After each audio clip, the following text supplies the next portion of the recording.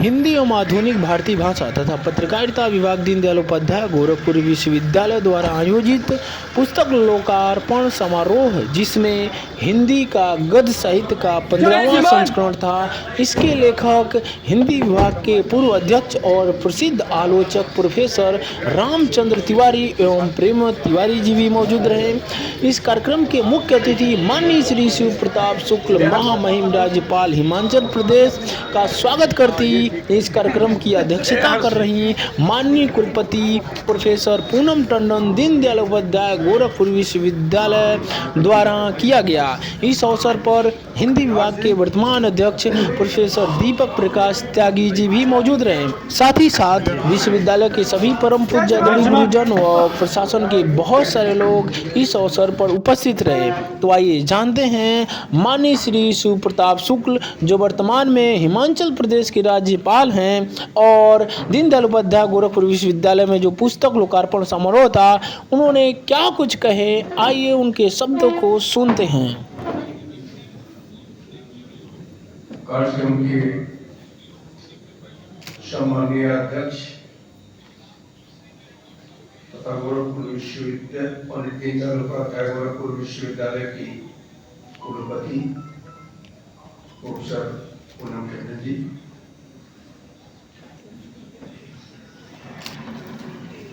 Professor Anil Rai ji, professor Chittaranjan Mishra ji, professor Surendra Dubey ji, professor अनंत Mishra ji, professor Krishnachandra Lal ji, Hindi विभाग के अध्यक्ष प्रोफेसर दीपक त्यागी जी, इस कार्यक्रम के संयोजक डॉक्टर धर्मव्रत तिवारी जी, विश्वविद्यालय के सभी आचार्यगण, सभी सम्मानित शिक्षकगण, विद्यार्थियों, पत्रकार मित्रों, अन्य आगत बंधुओं, देवियों तथा सज्जनों,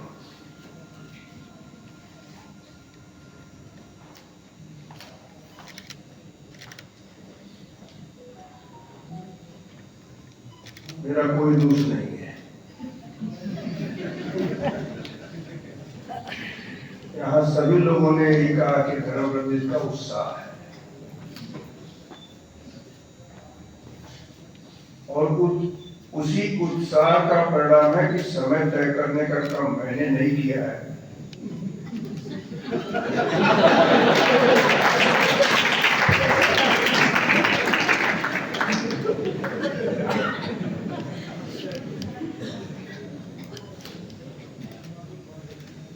मैंने इतना जरूर निवेदन किया था कि सभी अध्येता है और वक्ता है,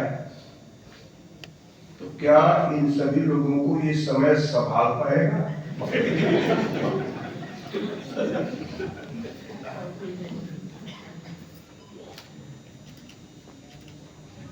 परिवर्तन और परिवर्धन,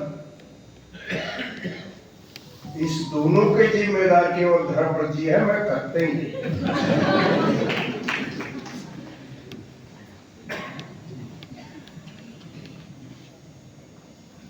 हाँ, मैंने इनसे जरूर ये कहा था कि पुस्तक का विमोचन है, तो पुस्तक को एक बार देखने के बाद ही कुछ उस पर कहा जा सकता है। तो मैंने सिर्फ केवल इनसे पुस्तक मांगा था। श्रद्धेय आचार्य तिवारी जी के विषय में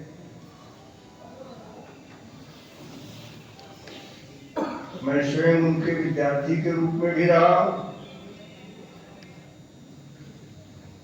और शहर के एक प्रतिनिधि होने के नाते समय समय पर उनसे मिलता भी रहा।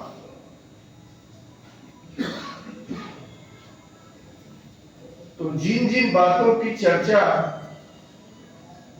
आप लोगों ने किया है, आप लोग विभागीय आचार्य भी रहे हैं, उनके गंभीर विद्यार्थी रहे हैं। मैं तो गंभीर नहीं रहा।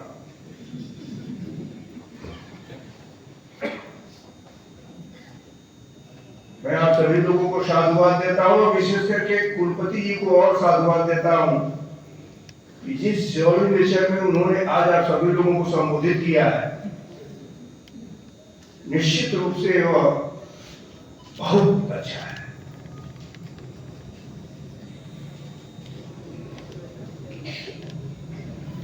हिंदी एवं आधुनिक भारतीय भाषा तथा पत्रकारिता विभाग दीनदयाल उपाध्याय गोरखपुर विश्वविद्यालय के संवाद भवन में आयोजित पुस्तक लोकार्पण समारोह में आप लोगों के बीच आकर मैं स्वयं अपने को गौरवान्वित महसूस कर रहा हूं।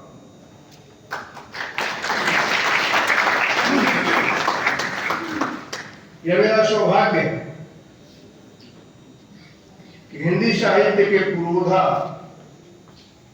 डॉक्टर रामचंद्र तिवारी जी की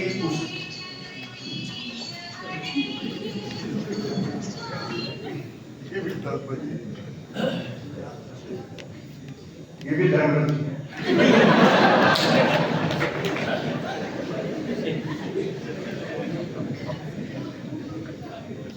डॉक्टर रामचंद्र तिवारी जी की पुस्तकों के लोकार्पण समारोह का मैं भागीदार था। हिंदी का गद्य साहित्य के 15वें संस्करण के बाद 14वें के बाद आज 15वां संस्करण हमारे हाथों में है। मार्च 2022 में 14वां संस्करण आया था। इस पुस्तक के लेखक डॉक्टर रामचंद्र तिवारी जी, सही है कि उनकी यादें हमारे बीच में नहीं है,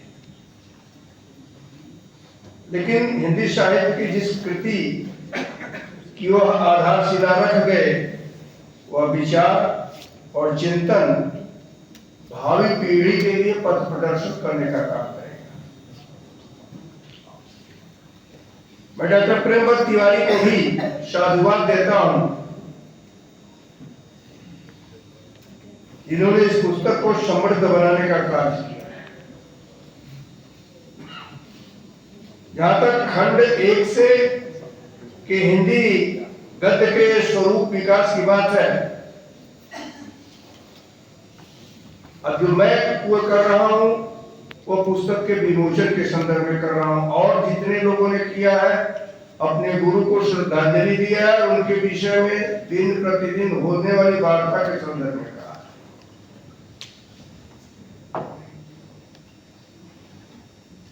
तिवारी जी ने बड़े ही व्यथित तरीके से क्रमवार इसके विकास को रेखांकित किया है।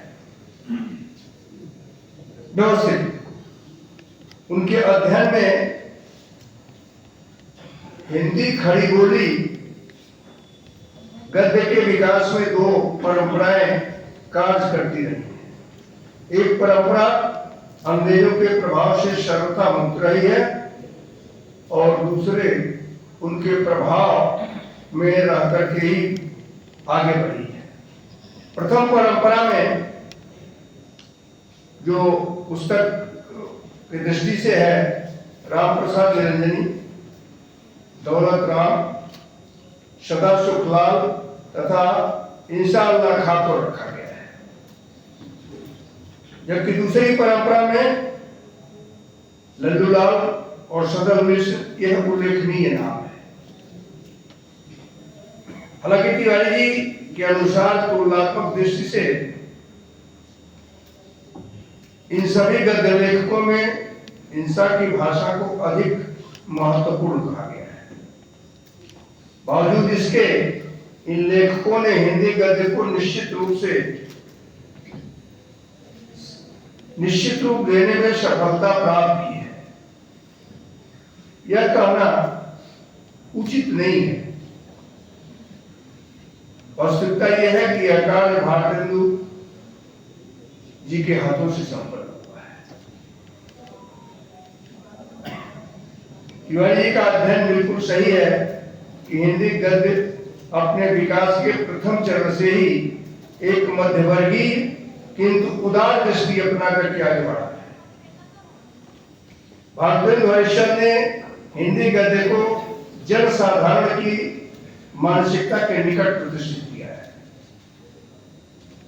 हिंदी गद्य का यह सौभाग्य कहा जाएगा कि आरंभ से ही उसे जीवन की ऊष्मा के साथ जोड़ा गया था और द्विवेदी काल तक आते आते उसे राष्ट्रीय चरित्र प्राप्त हो गया।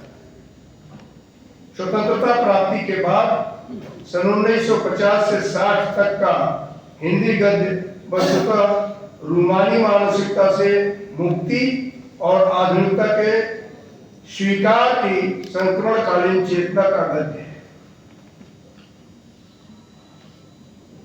खंड 2 में तिवारी जी ने हिंदी गद्य की विधाओं को विकास का गहन अध्ययन किया है। हिंदी निबंध, आलोचना, उपन्यास, कहानी, नाटक का विकास विस्तार से ज्ञानवर्धन किया गया है।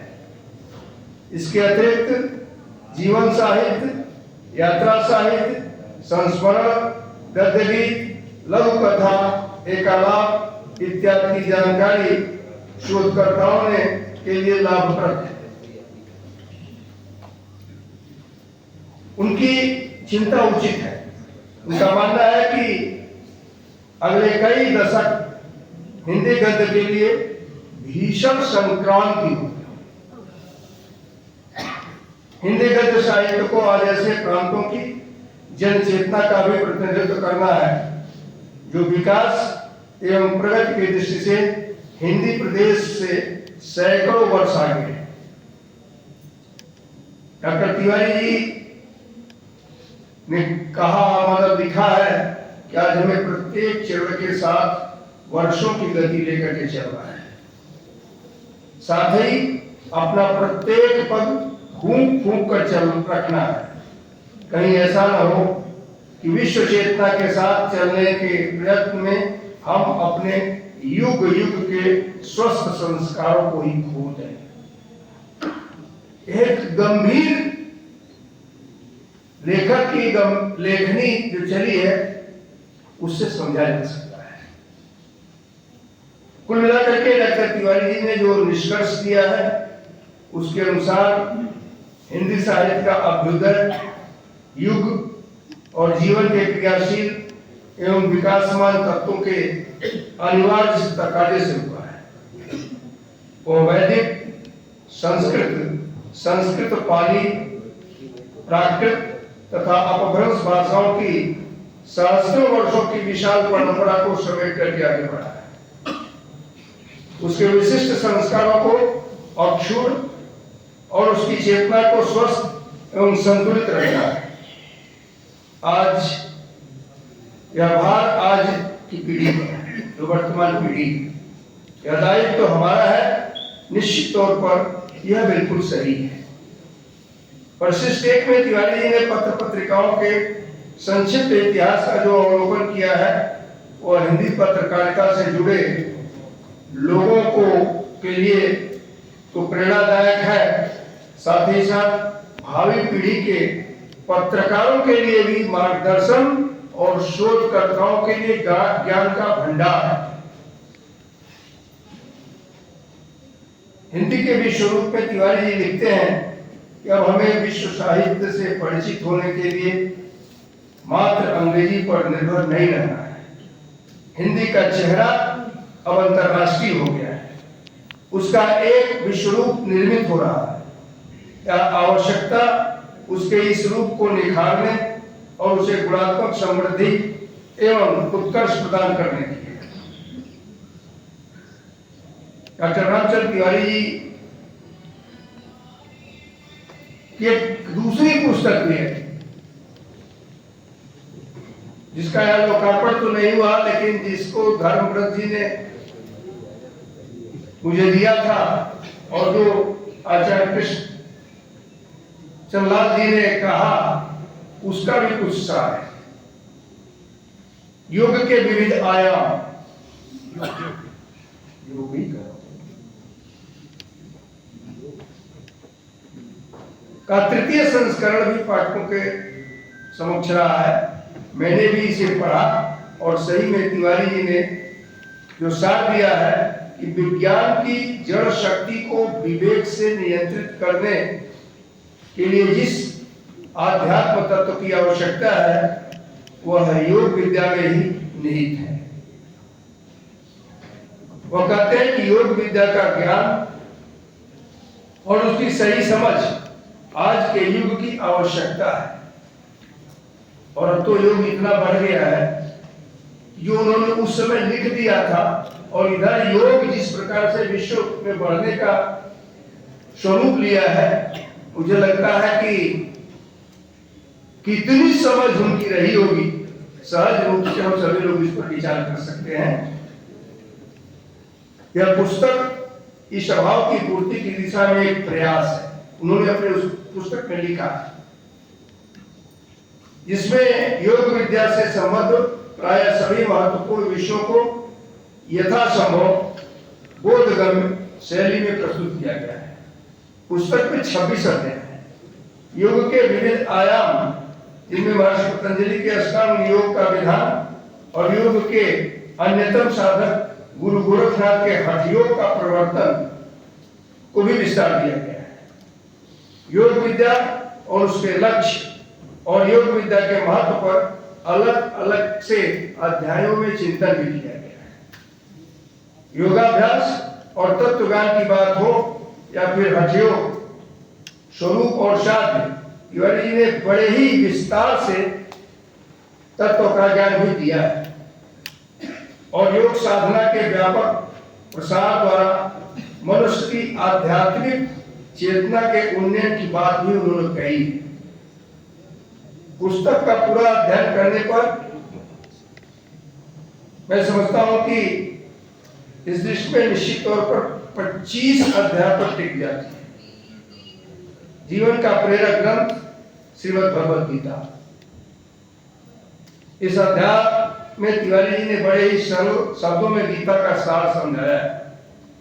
वो कहते हैं कि गीता का आरंभ निष्काम कर्म के उपयोग उपदेश से होता है और अंत भगवान की शरणागति से। यह शरणागति ही सभी प्रकार के संशय और मोह को दूर करने वाली है। उन्होंने कहा है कि यह शरणागति ही सभी प्रकार के संशय और मोह को दूर करने वाली है। इस प्रकार यह पुस्तक योग के महत्व और मानव मात्र के कल्याण को योग के माध्यम से समझाने का प्रयास है। आज दुनिया में योग के महत्व को स्वीकार किया है। भारतीय जीवन शैली की यह उच्च परंपरा दुनिया अपना रही है। हिंदी का गद्य साहित्य के पुरोधा द्वारा योग की बारीकियों को जिस तरह से शब्दों का आकार देकर के समाज को प्रेरित करने का काम किया है, मैं यह कह सकता हूं कि वह अद्भुत है। मुझे विश्वास है कि यह पुस्तक पाठकों का ज्ञानवर्धन तो करेगी ही, एक शुचिता का जीवन जीने का भी मार्ग प्रशस्त करेगी। क्योंकि मुझे लोकार्पण के अवसर पर यह नहीं समझ आया कि मुझे उनके विषय में कुछ बोलना है। इस नाते मैंने जो भी कहा है वह केवल पुस्तक के विषय में कहा है। मैंने उनको एक अध्यापक के रूप में भी देखा है। मैंने उनको एक महामानव के रूप में भी देखा है। उनकी शताब्दी वर्ष है। जब धर्मवर जी ने मुझसे इस बात के लिए कहा, उनके मैं अपने को सम्मानित उस समय महसूस कर रहा था कि उनके पुस्तक के विमोचन में मुझे जाना है। तो मैंने इनसे कहा पहले पुस्तक भेजो। वैसे पुस्तक के विषय में शायद मैं कुछ नहीं कह पाता, क्योंकि मैं तो उनके पुस्तक को देखा ही नहीं था। लेकिन जब पुस्तक आई और उस पुस्तक को मैंने देखा तो मैं एक बार खुद ही सिहर गया कि इसको कैसे पढूं।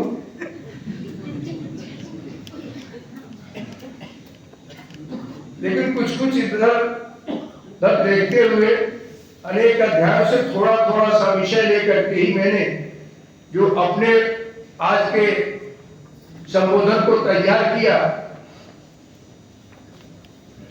तो मैं मान करके चलता हूं कि जिस उनकी जो विद्वता थी और अपने विद्वता को किसी पर न थोपने की जो एक ललक थी, जिसको आदरणीय कृष्णलाल जी ने कहा कि सब कुछ पढ़ाने के बाद भी वो कहते थे कि जाकर के शादी सन्यासी से सुनो, मैंने तो जो पढ़ा है वही बता दिया। आज जो जब ये बता रहे थे इस बात को, मैं खुद सोच रहा था कि मैंने जो लिखा है वो सही है या जो ये कह रहे हैं वो सही है। लेकिन मुझे लगता है दोनों सही है।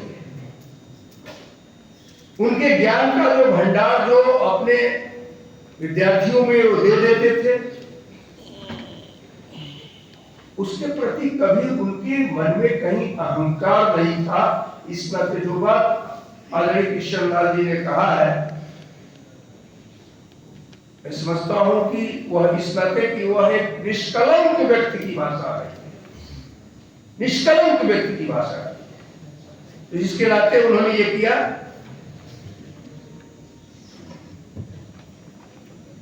अभी यहां सुरेंद्र दुबे जी ने कहा कुछ कराने के लिए, मैं उनके कहने के पहले बैठ करके सोच रहा था उनका शताब्दी वर्ष है, उस शताब्दी वर्ष में विश्वविद्यालय के लोगों को कुछ करना चाहिए और इस नाते भी करना चाहिए कि एक बार पुनः उनके ज्ञान का प्रकाश लोगों के बीच में आए, लोग जाने, लोग समझें।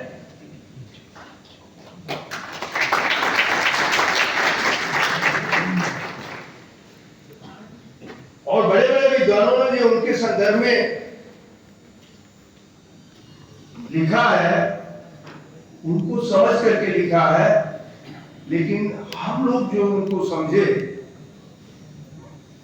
कि विश्वविद्यालय से पढ़ाने के उपरांत पैदल चलते हुए बेतियाहाता तक पहुंच गए, पैदल चलते हुए बेतियाहाता तक पहुंच गए। रास्ते में जबरन कोई अगर मिला, उनसे बात करना चाहा तो ही शायद बोले, अन्यथा धीरे धीरे उसी गति से चलते हुए घर पहुंच गए। और वहां भी जो भी लोग मिलने आए, किसी से मिलने में उनको इच्छा नहीं। मैं इसके लिए धर्मव्रत जी को भी, प्रेमव्रत जी को भी साधुवाद देता हूँ, धन्यवाद देता हूँ। और क्या करेंगे या मैं नहीं जानता हूँ, मैं इतना जरूर जानता हूँ, मैं गोरखपुर विश्वविद्यालय के कुलपति जी को अपने तरफ से 1 लाख रुपए का चेक भेज दूंगा कि उसका क्या ये करेंगे।